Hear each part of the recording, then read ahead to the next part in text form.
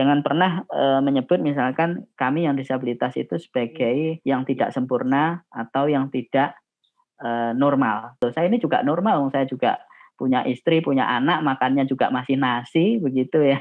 Kecuali kalau saya makan semen, aspal, nah itu mungkin saya tidak normal.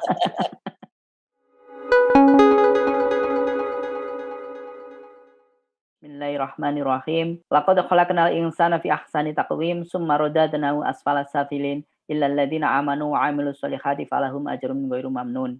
Di dalam ayat tersebut secara jelas Allah memberikan patokan, kalau boleh saya sebut, bahwa sesungguhnya kami Allah itu telah menciptakan manusia dalam bentuk yang sebaik-baiknya. Kemudian Allah mengembalikan manusia ke dalam tempat yang serendah-rendahnya. Kecuali orang-orang yang beriman dan mengerjakan amal soleh, maka bagi mereka pahala yang tiada putus-putusnya. Ayat tersebut selalu menjadi inspirasi bagi saya untuk memandang bagaimana sebenarnya manusia itu diciptakan oleh Allah. Bahwa sesungguhnya manusia itu adalah makhluk yang paling sempurna, apapun bentuknya, begitu. Namun di dalam kenyataannya, dalam kehidupan sehari-hari, seringkali kita melihat atau kita sendiri memperlakukan sesama manusia itu hanya didasarkan pada tampilan fisik, didasarkan pada hal-hal yang melekat pada dirinya, misalkan kekayaan dan atau jabatan. Nah, hal inilah yang kemudian seringkali membuat perilaku kita tidak adil, perilaku kita tidak objektif terhadap sesama. Nah, termasuk juga di dalam bagaimana sesama manusia ini kemudian memperlakukan kami yang penyandang disabilitas. Secara fisik memang kami yang disabilitas memiliki perbedaan dari saudara-saudara yang lain. Nah, celakanya hal tersebut kemudian oleh masyarakat dijadikan patokan di dalam memperlakukan kami yang disabilitas ini.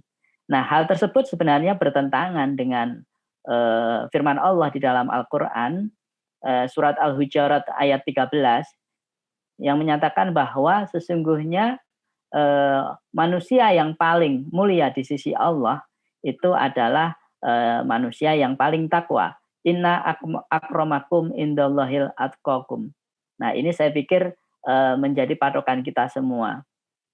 Bapak Ibu sekalian yang berbahagia, pandangan masyarakat terhadap disabilitas ini seperti yang saya sampaikan tadi selalu didasarkan pada tampilan fisik atau identitas-identitas lain yang menyebabkan penyandang disabilitas ini mengalami diskriminasi. Nah, problema yang paling mendasar sebenarnya di dalam diskriminasi terhadap penyandang disabilitas di dalam masyarakat, yang pertama adalah soal problem cara pandang.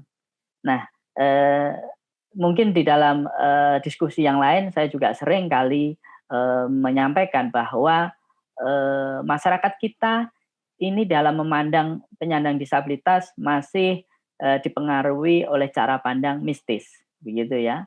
Jadi orang itu kalau disabilitas selalu dikait-kaitkan dengan hal-hal yang sifatnya mistis, misalkan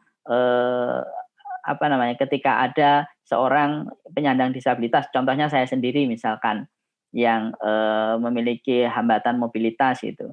Dulu waktu kecil seringkali saya ini kemudian dibilangin sama orang-orang bahwa oh kamu waktu kecil dulu waktu ibumu hamil kamu, ayahmu menyembelih ayam, begitu ya.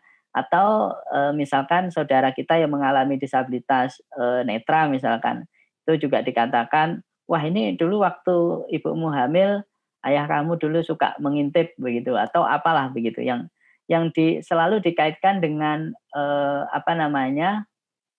hal-hal yang sifatnya mistis. Nah, hal inilah yang kemudian mendorong masyarakat kita selalu memperlakukan disabilitas dengan hal-hal yang sifatnya mistis juga begitu. Jadi penyembuhan-penyembuhan yang sifatnya non medis itu seringkali juga dilakukan oleh keluarga atau orang tua yang memiliki anak dengan disabilitas. Nah, cara pandang berikutnya itu adalah cara pandang naif. Jadi ini persoalan cara pandang ini, Mas, ya. Jadi cara pandang naif ini yang melihat disabilitas ini sebagai akibat adanya keterbatasan atau kelemahan fisik atau mental yang dimiliki oleh individu, sehingga ini membuat individu menjadi lemah, misalkan begitu. Oleh karena itu, sikap yang harus dikembangkan di masyarakat, yang berkembang di masyarakat adalah sifat cara pandang naif juga, perilakunya, sikapnya. Misalkan dengan menyantuni disabilitas, begitu ya. Kemudian ya menurut saya menyantuni disabilitas ini juga bukan hal yang salah begitu. Tapi kalau kemudian cara pandangnya menyantuni disabilitas itu adalah bagian dari bentuk uh, perilaku soleh yang dapat menghapus dosa. Nah, ini cara pandang yang menjadi persoalan lagi gitu ya. Nah, ini yang seringkali juga terjadi di masyarakat kita, ini masih marak. Jadi kalau ada orang disabilitas kemudian buru-buru memberikan sedekah itu ya, supaya misalkan rezekinya bisa bertambah lancar gitu ya, terhindar dari bala, misalkan seperti ini. Nah, itu menurut pandangan saya dan mungkin sebagian besar dari teman-teman ini tidak tepat. Ini adalah cara pandang yang naif begitu ya. Nah, Bapak Ibu sekalian yang saya hormati, cara pandang tersebut itu merupakan cara pandang yang sangat lama, atau boleh saya bilang cara pandang masyarakat terhadap disabilitas yang kuno ya, yang sudah lama ada di dalam masyarakat. Apakah itu berubah? Ya tidak juga hingga saat ini gitu ya. Jadi cara pandang tersebut masih juga ada, meskipun istilah yang digunakan oleh masyarakat saat ini ada perbedaan. Misalkan ada perbaikan. Misalkan dulu masyarakat menyebutnya sebagai penyandang cacat gitu. Namun masyarakat memandang bahwa istilah cacat itu sebenarnya istilah yang tidak tepat begitu. Karena sebenarnya kami yang penyandang disabilitas ini juga karena begini, istilah cacat itu kan identik dengan kerusakan gitu ya, kalau kita istilahkan di dalam misalkan kalau kita cari di entry Kamus Besar Bahasa Indonesia begitu, itu adalah hal yang rusak konotasinya. Padahal di dalam individu atau di dalam manusia sendiri eh, apa namanya kerusakan itu rusak itu versusnya istilahnya itu lawan katanya itu adalah sempurna. Nah, sementara di dalam kehidupan manusia kita ini tak satu pun manusia itu yang memiliki kesempurnaan begitu. Sehingga kata cacat itu sebenarnya tidak tepat untuk dilekatkan dalam pada diri manusia gitu ya, karena istilahnya rusak. Kalau rusak, cacat itu kemudian lawannya adalah sempurna. Pertanyaannya, siapa manusia yang sempurna? Nah, ini yang menjadi pertanyaan yang besar gitu ya, yang harus kita jawab.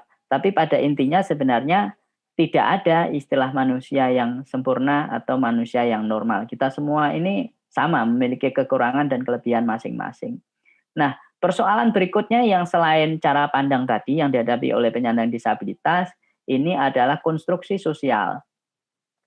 Konstruksi sosial masyarakat kita ini memandang bahwa penyandang disabilitas merupakan individu yang lemah, individu yang tidak sempurna, begitu ya. Sehingga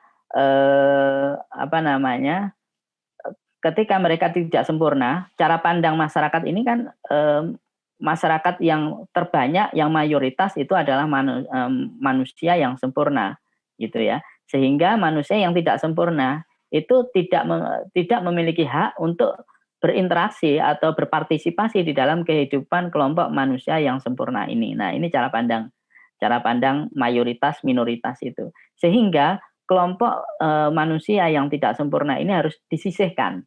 Nah, Kita ingat misalkan pada masa revolusi Prancis gitu ya, pada masa revolusi industri begitu ya, di permulaan abad ke-19 begitu ya, di mana industrialisasi itu berkembang sangat pesat itu, sehingga semua barang itu diproduksi secara massal dan manusia pada saat itu dipandang sebagai alat produksi. Nah, oleh karena itu ketika manusia ini memiliki kecacatan gitu ya, maka dia dianggap tidak produktif. Oleh karena itu harus direhabilitasi. Nah, pada saat itulah pada permulaan abad ke-19 itu sistem atau model sosial itu model medis ya itu dikembangkan, di mana manusia-manusia yang dianggap tidak normal, tidak sempurna itu kemudian direhabilitasi. Yang tangannya putus akibat Perang Dunia Pertama itu, maka dia dibuatkan tangan palsu, kakinya yang kena ranjau kemudian dibuatkan kaki palsu, dan lain sebagainya. Pokoknya dibuat fix gitu ya, manusia itu difikskan. Nah, itu model medis pada saat itu. Nah, itulah cara pandang yang menginspirasi bagaimana terjadinya diskriminasi di dalam kehidupan masyarakat, bahwa orang-orang yang memiliki keterbatasan fisik atau mental itu dianggap tidak produktif dan tidak layak untuk dapat berpartisipasi dan berkontribusi di dalam kehidupan masyarakat. Oleh karena itu mereka harus diperbaiki. Kalau tidak mampu diperbaiki, maka mereka letakkan di panti-panti, di pusat-pusat rehabilitasi yang mereka sebut sebagai pusat rehabilitasi. Ada sekarang itu masih dipertahankan ya, pusat rehabilitasi itu, pusat rehabilitasi fisik, pusat rehabilitasi mental, intelektual. Rumah sakit jiwa itu merupakan warisan dari cara pandang ini, model ini. Jadi saudara-saudara kita yang memiliki gangguan jiwa itu kemudian dimasukkan di dalam sebuah ruangan yang kemudian mereka dikonstruksikan mereka adalah orang gila, orang yang harus dijauhkan, dikucilkan dari masyarakat pada umumnya, karena ini bukan orang normal gitu. Nah, kita tahu dan di laporan Human Rights Watch gitu, misalkan 2016 menunjukkan bahwa banyak sekali bentuk-bentuk pelanggaran HAM di dalam rumah sakit jiwa dan rumah istilahnya rumah setara tahanan ya, atau apa istilahnya saya lupa. Jadi rumah sakit jiwa dan panti-panti itu, panti rehabilitasi jiwa.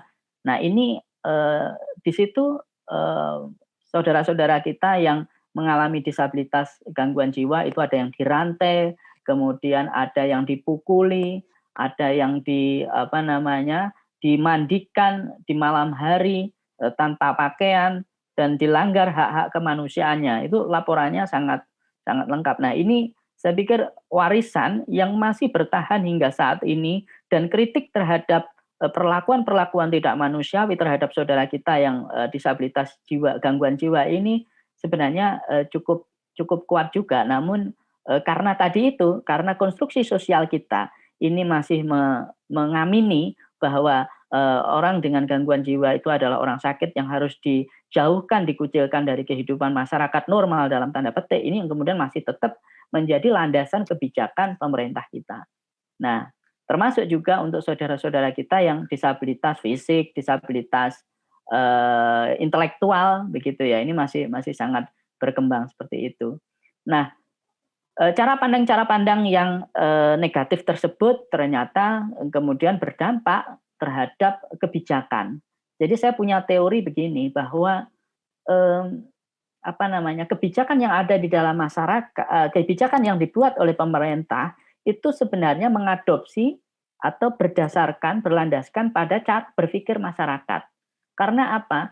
Orang-orang yang duduk di dalam pemerintahan pengambil kebijakan ini mereka berangkatnya dari masyarakat gitu. Jadi kenapa misalkan kalau boleh saya sampaikan, Departemen Sosial, dulu namanya Departemen Sosial, puluhan tahun itu apa namanya, program-programnya ya monoton begitu ya. Dulu kalau yang disabilitas jaksa gitu, yang jaksa ini teman-teman di sini ada ya yang disabilitas juga ikut di sini. Itu dilatih itu ya menjahit, dilatih elektronik, dilatih kemudian apa namanya bikin kue gitu. Jadi tidak ada apa namanya kreativitas, tidak kemudian pelatihan itu didasarkan pada misalkan minat dan bakat dari apa namanya saudara-saudara kita yang disabilitas. Ambil contoh saja lah sekarang, misalkan di majelis ini juga hadir sahabat saya, Mas Ridwan gitu. Mas Ridwan itu pengguna kursi roda sama dengan saya, tapi beliau sangat ahli di bidang IT. Nah, ini tidak ada gitu di kebijakan pemerintah kita itu apa training-training tentang IT, training public speaking gitu nggak ada karena disabilitas memang dikonstruksikan ya masyarakat kelas 2 begitu ya.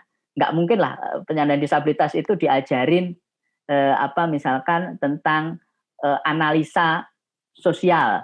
Disabilitas itu nggak mungkin diajari tentang analisa misalkan politik atau apapun gitu ya. Ini cara pandang inilah ya orang di luar disabilitas ya. Karena memang konstruksinya disabilitas itu ya orang yang harus dikasihani, pendidikannya rendah, tidak apa namanya, yang hanya layak orang yang apa ya, orang yang layak dikasihani atau misalkan orang yang hidupnya tidak beruntung. Nah, di dalam beberapa forum itu saya sering kali loh kalau ikut gitu ya, ikut apa namanya diskusi begini, ada pejabat itu yang bilangnya begini, ya bagaimana ya Bapak Ibu sekalian, kita juga kan saudara-saudara kita yang belum beruntung, saudara-saudara kita yang tidak beruntung, maaf tidak beruntung gitu. Nah, dalam artian yang tidak beruntung ini adalah penyandang disabilitas gitu. Nah, ini di sini juga hadir sahabat saya, guru saya, Mas Indro Suprobo ini. Nah, ini dari dulu saya juga sudah lama ini apa namanya menjadi sahabat saya. Saya sering guyon dengan beliau begitu. Nah, kalau saya disebut tidak beruntung ya, misalkan Fuad ini karena disabilitasnya tidak beruntung, loh saya itu malah sangat beruntung saya bilang begitu. Karena apa? Karena disabilitas saya ini saya bisa mendapatkan beasiswa. Karena disabilitas saya ini saya bisa beberapa kali traveling ke luar negeri dan itu tidak bayar. Bahkan saya dibayarin. Jadi betapa beruntungnya saya jadi disabilitas begitu. Jadi apa namanya? Memang itu konstruksi dan ya kita harus turut serta untuk bagaimana membetulkan cara pandang ini.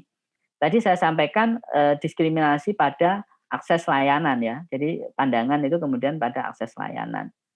Nah, layanan termasuk pendidikan.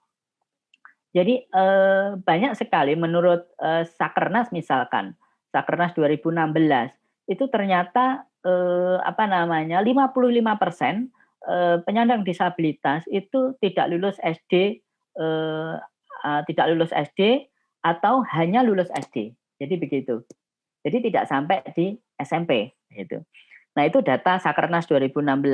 Nah, ini menunjukkan bahwa sebenarnya layanan pendidikan ini kan layanan vital sebenarnya bagi pengembangan sumber daya manusia. Nah, celakanya hingga saat ini persoalan akses pendidikan terhadap penyandang disabilitas ini masih sangat rendah dan boleh saya bilang pemerintah belum begitu serius ya apa namanya menangani persoalan ini. Bagaimana saya ketika saya dulu berkunjung ke beberapa daerah di Indonesia dan bertemu untuk melihat pendidikan inklusif ya, perkembangan pendidikan inklusif. Misalkan di Situbondo, kemudian di Kupang, kemudian di Sulawesi Selatan gitu ya. Yang saya temukan adalah keluhan para guru sekolah inklusif begitu ya. Jadi begini, sekolah inklusif itu kan sekolah bagaimana saudara-saudara kita yang disabilitas itu dimasukkan di dalam kelas yang apa reguler, yang dimana mayoritas adalah bukan disabilitas. Nah, ada banyak misalkan saudara-saudara kita yang disabilitas netra, saudara-saudara kita yang tuli, kemudian saudara-saudara kita yang slow learner atau intellectual disability. Nah, ternyata ketika mereka masuk itu satu yang terjadi pertama adalah bullying dari teman-teman sekelasnya gitu. Karena apa? Ternyata saudara-saudara apa maaf, teman sekelasnya itu tidak diberi pengetahuan terlebih dahulu, penjelasan terlebih dahulu bahwa nanti akan ada temannya yang akan masuk ini memiliki karakter seperti ini. Seperti contoh, saya contohkan di Situbondo, di salah satu sekolah di Situbondo. Jadi di SD inklusi, nah itu ada anak yang autis dimasukkan di situ, gitu ya. Nah, karena memang tidak disiapkan, akhirnya yang terjadi apa? Anak yang autis itu kemudian memukul, apa namanya, sering memukul temannya yang bukan disabilitas. Nah, persoalannya apa? Karena diejek oleh temannya yang bukan disabilitas itu, otomatis kan pasti mukul dia, gitu ya. Nah, mukul, nangis, ada beberapa yang dipukul temannya. Nah, kemudian orang tua yang memiliki anak bukan disabilitas ini demo ke kepala sekolah gitu, minta anak yang disabilitas, yang autis ini dikeluarkan dari sekolah. Kalau tidak, dia akan menarik semua anaknya itu keluar dari sekolahan itu. Nah, ini kan menunjukkan bahwa tidak diberi apa namanya penjelasan terlebih dahulu bagaimana sebenarnya sekolah inklusif itu dikembangkan. Nah, waktu itu saya diminta oleh Pak Bupati Situbondo almarhum yang almarhum yang tahun kemarin itu untuk menjembatani apa namanya dialog antara orang tua dengan sekolah begitu. Dan memang orang tuanya kebanyakan ya sangat kuat gitu ya kemauannya untuk menarik itu. Nah, saya bilang kemudian setelah itu berdamai, saya bilang kepada Pak Bupati almarhum pada waktu itu, Pak Bupati lupa saya. Nah, itu bikin surat aja Pak Bupati, surat edaran bahwa semua sekolahan yang ada di Situbondo itu inklusif. Jadi ketika mereka punya masalah kan narik sekolahnya, nggak mungkin dia pindah sekolah manapun pasti akan ketemu dengan anak-anak disabilitas yang berbeda begitu. Nah, akhirnya itu disetujui dan Situbondo memang kemudian terbitlah surat edaran Bupati itu bahwa seluruh sekolahan SD yang ada di Situbondo dan SMP ya kalau nggak salah itu inklusif, tidak boleh menolak anak yang berkebutuhan khusus. Nah itu Bapak Ibu sekalian. Jadi apa namanya memang itu persoalan. Tadi soal pendidikan, soal akses layanan kesehatan juga menjadi masalah begitu ya.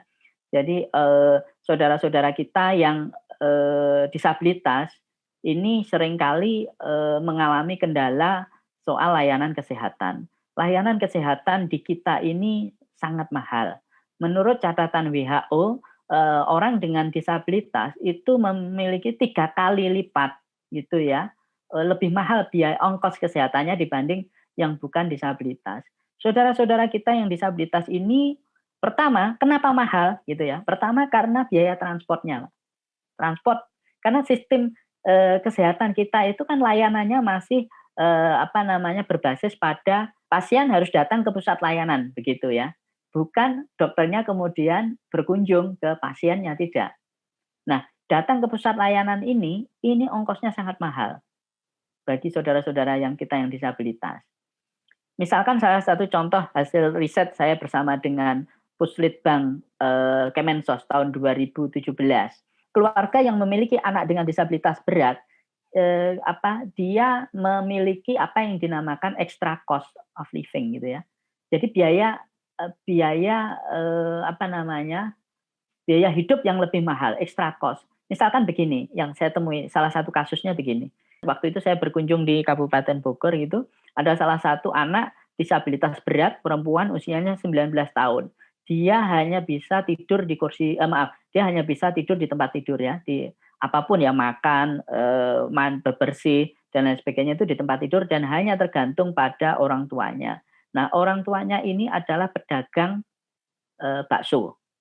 Nah, sementara anak dengan disabilitas ini dia harus mengikuti terapi, fisioterapi gitu ya, karena dia CP berat ya, fisioterapi seminggu itu 2 kali, begitu. Nah sementara kalau nggak salah di Kecamatan Bojonggede ya daerahnya situ ya, ketika dia tidak apa namanya, melakukan terapi itu kondisi disabilitasnya akan semakin buruk gitu ya. Kita tahu bahwa fisioterapi itu tidak tersedia di tingkat puskesmas ya di Kabupaten Bogor. Nah, oleh karena itu orang tua ini harus membawa anaknya ke rumah sakit Fatmawati. Nah, sementara orang tuanya tidak punya kendaraan, anak dengan disabilitas berat itu nggak bisa dibonceng motor, nggak bisa diajak naik KRL, nggak bisa diajak naik angkot, gitu ya. Dia harus naik mobil pribadi ya, yang nyaman. Oleh karena itu, bapaknya itu setiap minggu 2 kali harus menyewa mobil. Untung Pak Lurahnya baik, jadi hanya menyewakan mobil, tapi bensinnya orang tuanya itu yang membiayai. Seminggu 2 kali Bapak Ibu. Bapaknya yang penjual bakso itu, yang semestinya di dalam seminggu dia bisa 7 hari berjualan karena dia harus mengantar anaknya ke rumah sakit Fatmawati, maka otomatis 2 kali 2 hari dalam seminggu dia tidak berjualan. Otomatis kan income-nya, nah ini indirect cost itu. Jadi income-nya itu tidak tidak dapat dia. Jadi dia kehilangan income 2 hari berjualan bakso. Jadi keluarga dengan anak disabilitas itu dia bisa mengalami extra cost, dalam hal ini indirect cost ya, atau direct cost. Nah, direct cost ya biaya obat-obatan, biaya kursi roda gitu ya. Seperti saya ini ya harus beli kursi roda, Mbak Indah gitu ya. Dan kursi rodanya bukan kursi roda yang di apotek itu loh ya. Kalau kursi roda di apotek itu kursi roda orang sakit. Kalau kursi roda saya yang teman-teman disabilitas yang mobile itu ya kursi roda adaptif yang khusus, dan itu harganya ya cukup mahal lah. Misalkan salah satu contoh saja lah yang saya baru beli misalkan sebagai contoh itu betapa mahalnya. Dan ini saya membuka memperhatikan ini untuk satu kursi roda saja itu harganya yang bagus yang ini bisa 18 juta. Itu yang cukup bisa untuk mobile, nyaman begitu ya. Karena apa? Begitu mahal karena kena pajak dia. Nah, kena pajak. Nah, semestinya pemerintah ini memperhatikan hal-hal demikian. Karena kursi roda, alat bantu itu sebenarnya bukan kebutuhan tersier, bukan kebutuhan sekunder, tapi ini kebutuhan primer bagi disabilitas itu seperti saya. Saya kalau nggak punya kursi roda, mana bisa saya bekerja, gitu ya, kemana-mana gitu, nggak bisa. Nah ini saya pikir juga harus diperhatikan oleh pemerintah dalam hal ini, begitu. Itu salah satu bentuk keterbatasan akses. Belum lagi akses lapangan pekerjaan, begitu ya, lapangan pekerjaan. Sebagian besar, hampir 70% ya, 70% lebih gitu penyandang disabilitas itu bekerja di sektor informal. Hanya kurang dari 30% penyandang disabilitas itu yang bekerja di sektor formal. Artinya apa? Keterkaitan antara pendidikan dengan akses tenaga kerja ini kan berkaitan ya. Kalau pendidikannya tidak tinggi ya akan susah untuk mencapai pekerjaan di sektor formal. Nah, ini yang harus diperhatikan. Nah, selanjutnya akses tempat ibadah ini juga menjadi penting. Yang tadi disebutkan saya terlibat di dalam advokasi terbitnya buku fikih penguatan penyandang disabilitas, itu memang pertama adalah dikarenakan persoalan kegundahan ya. Kegundahan saya pribadi dan juga saudara-saudara kita yang sesama disabilitas. Ini kalau ke masjid, Mbak Indah, Mas Mukti, kalau ke masjid saya ini harus merangkak, kursi rodanya harus ditinggal di luar itu ya, karena kursi roda saya itu dianggap najis gitu ya, jadi nggak boleh. Bayangkan itu kalau di Istiqlal gitu ya, atau masjidnya luas itu, dari itu pun masih ada kendala, misalkan tempat wudhunya yang tidak aksesibel. Jadi kalau kursi roda nggak bisa ke tempat wudhu, otomatis turun merangkak. Nah kalau kemudian merangkak kan wudhu pasti basah semua. Nah, nanti berangkat di di masjidnya begitu. Yang masjidnya luas itu panjang sampai ke depan gitu ya, itu saya pikir ya tidak adil lah gitu ya. Belum lagi saudara-saudari kita yang perempuan gitu ya, otomatis mereka kalau ke masjid, ke tempat wudhu di masjid yang tidak akses kan butuh dibantu, digendong, atau butuhnya kan keluar dari kursi roda misalkan harus digendong. Nah kebanyakan kan marbot itu kan nggak ada yang perempuan, Mbak Indah. Banyakan kan laki-laki lah. Masa kalau kita digendong, teman kita perempuan habis wudhu digendong lah ya batal lagi gitu kan. Nah, jadi rupanya ini tidak tidak aksesibel begitu. Dan saya sedih itu di Jakarta itu, kenapa masjid-masjid di Jakarta itu kebanyakan tempat sholatnya di atas, sementara di bawah itu dibuat ruang pertemuan. Nah, Ibu Bapak sekalian, itu tadi gambaran tentang bagaimana soal akses keagamaan. Belum lagi misalkan saudara-saudara kita yang tuli itu punya hambatan untuk mendapatkan akses informasi keagamaan. Bagaimana saudara-saudara kita yang tuli ini membaca Al-Quran?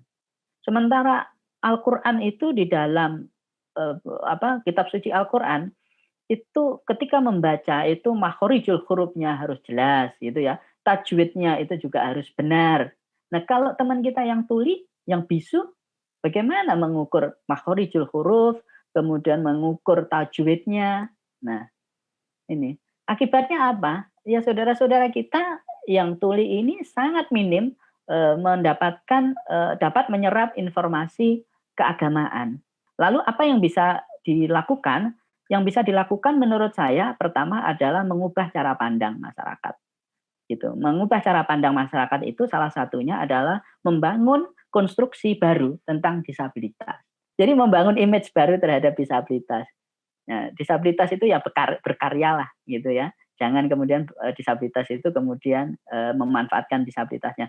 Ada diskusi khusus, saya tidak menjelekkan mereka karena memang tadi keterbatasan pendidikan, keterbatasan akses pekerjaan memaksa saudara-saudara kita yang disabilitas itu kemudian harus dalam tanda petik mengemis. Itu karena memang persoalan yang dimiliki oleh pemerintah kita, bukan salah dari saudara-saudara kita. Nah, itu perjuangan yang harus dibangun. Nah, berikutnya apa yang bisa kita lakukan adalah selalu membincang soal disabilitas.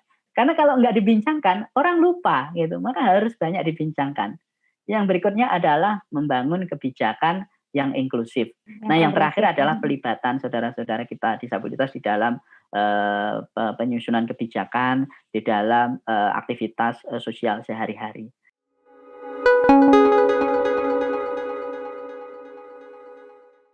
Bisa disebut saudara-saudara kita disabilitas gitu ya. Atau ya disebut nama saja begitu ya, atau kalau kelompok ya saudara kita difabel itu juga.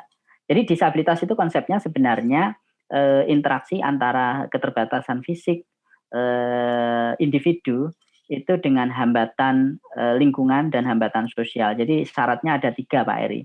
Orang menjadi disabilitas itu harus punya keterbatasan fisik, kemudian hambatan lingkungan dan hambatan sosial.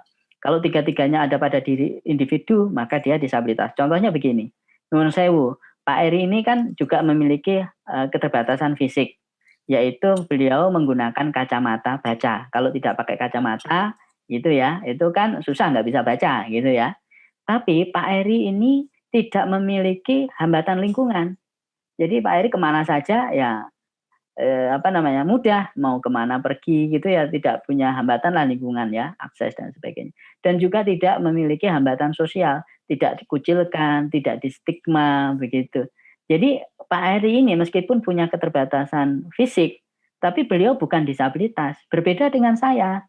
Saya ini memiliki keterbatasan fisik, yaitu mobilitas. Saya nggak bisa pergi, nggak bisa mobile dengan baik, kecuali saya menggunakan kursi roda gitu ya. Saya juga memiliki hambatan lingkungan, hambatan sosial juga begitu, di stigma, dianggap rendah, dianggap tidak punya kapasitas begitu, dikucilkan. Nah, ini hambatan sosial. Karena 3-tiganya ada pada diri saya ini disabilitas. Saya lebih suka ya disebut ini aja, disabilitas atau difabel. Dan jangan juga, mungkin saya pesan ke ibu bapak juga di sini, jangan pernah menyebut misalkan kami yang disabilitas itu sebagai yang tidak sempurna atau yang tidak normal begitu ya. Nah, jadi saya pernah itu kalau naik taksi itu selalu dibilang sopirnya, wah bapak ini luar biasa loh, saya aja yang sempurna Pak, tidak bisa seperti bapak. Nah, apakah saya tidak sempurna Pak? Saya ini makhluknya Gusti Allah yang maha sempurna. Jadi Allah maha sempurna itu pasti menciptakan makhluknya menjadi makhluk yang sempurna. Nggak mungkin Allah yang maha sempurna itu kemudian menciptakan makhluk yang tidak sempurna. Kalau makhluknya tidak sempurna, berarti penciptanya tidak sempurna. Berarti ya Mas, boleh disebut tidak normal loh. Saya ini juga normal, saya juga punya istri, punya anak, makannya juga masih nasi begitu ya. Kecuali kalau saya makan semen, aspal, nah itu mungkin saya tidak normal.